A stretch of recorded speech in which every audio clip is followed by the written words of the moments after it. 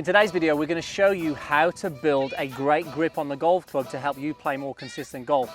We're going to be talking about how to position the left hand, how to position the right hand, how to join them together, and then a bonus tip at the end that no one really talks about. So let's start with the left hand. So first of all, let's get Andy to hold the golf club up in the air. Really important, this is crucial actually, because you can see a lot more what's going on and put the hands on the club properly. So first thing we're noting is the leading edge of the golf club is pointing out in front of him. So when he drops that club down, it's going to be pointing at the target. Again, that's really important.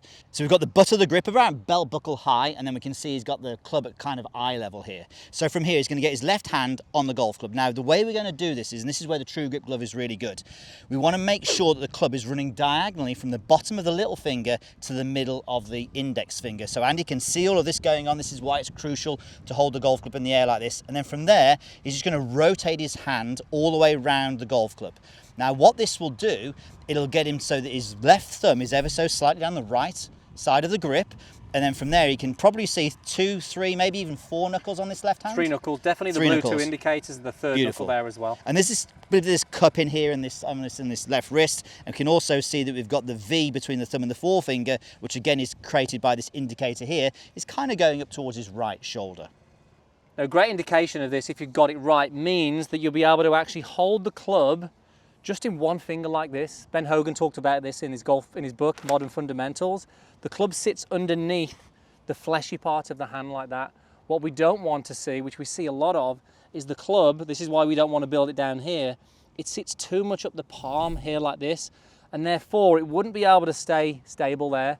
So this is why we build it up here, get it in the blue channel, and then you should be able to just hold it so it sits underneath that. Really helps use the wrists in a good way in the golf swing, create some leverage, but also some control of the golf club as well. So now if Andy drops the club down, obviously he's got his club face pointing at the target. When he's looking down now, he may see less knuckles, so you probably can only see 2 knuckles. Yeah, just the 2 blue indicators there. Now, if I have a weak grip and can't really see any knuckles, this is going to promote a high weak shot, which actually would potentially slice from here. And the opposite of this, if I can see 4 knuckles, my hand's too far around, this can produce a low and a hook type low of and shot. left, low and left. Low and left. Okay, so with the right hand, again, similarly, we want it going down from the bottom of the little finger to the middle of the index finger. But you can now see his palm would be facing directly towards the target. And then from there, same deal, we just close the hand on the golf club. You'll notice that the right thumb is sitting on top of the left thumb, and we're creating a V between the thumb and the forefinger, which is again going up towards that right shoulder. The mistake that a lot of golfers make is they go underneath with the palm facing on the right hand. That gets it into what we call a really strong position and causes a lot of those hooks. So going on the side like this through the fingers, closing the hand, sliding it down, really helps position this right hand now into a much more neutral place. This is what helps control the club face. So when I position it down on the ground now, what I've got is obviously my 2 knuckles, the V in the right place. What we generally don't like to see, if this V gets over to the left hand side, this is slice central. Yes. The last thing we want to see. I don't know any good players who have the right hand like this, so please don't do that. Let's get it working more neutral on the side like that with the V up somewhere between the chin and the right shoulder. So let's get into the third thing. So how should we link the hands together? There's 3 common ways we're going to go through those. So the first one is a baseball grip, which basically means there's no interlinking of the hands at all. It's just literally that right thumb sitting on top of the left thumb. Exactly. Again, 10 finger grip really. 10 finger grip, we would also call that as well. So that can work. The next one would be an overlap. This is what you do, Andy. So an overlap would be... All good players do this. All good players do the overlap.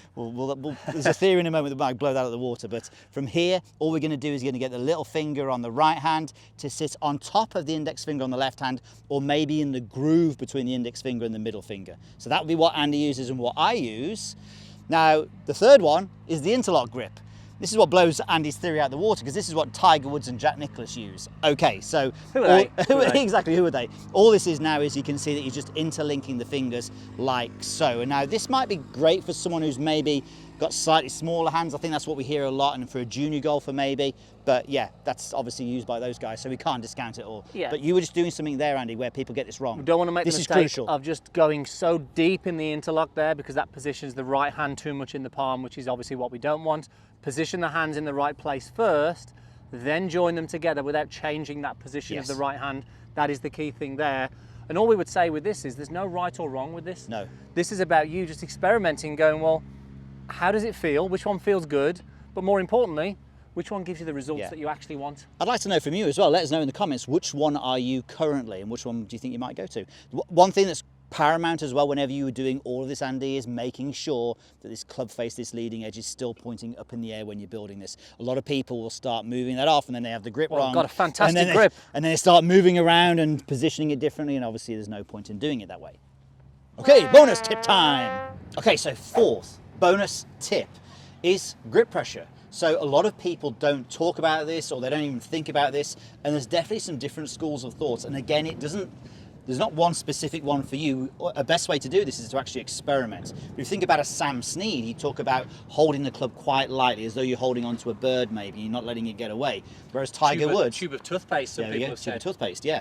But also you've got Tiger Woods saying he's gripping the golf club really quite hard when he's hitting golf shots. I think the key is with this, no matter what the grip pressure is here, we want to make sure that the shoulders and the upper arms are quite relaxed. That's actually really important. When we're swinging the golf club, look, we're swinging it pretty fast. Yeah. There's no way we're going to hold a tube of toothpaste and swing 100 mile an hour. It's probably going to go somewhere, especially with the weight. We do it here. in a decky.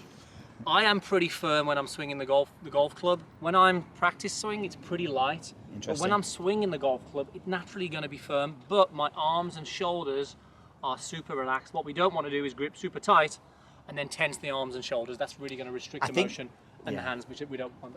I think that's the killer one that we see, is when someone gets super tight all the way up through to the shoulders, then they're not going to move that way. Okay, so there's 4 things that will help you build a great grip. If you enjoyed that, make sure you comment down below, let us know your thoughts. And also, if you like our coaching and you want more from us, check the links in the description for golf schools, for in-person lessons, and to join the Me and My Golf membership. Thanks again, and we'll see you soon.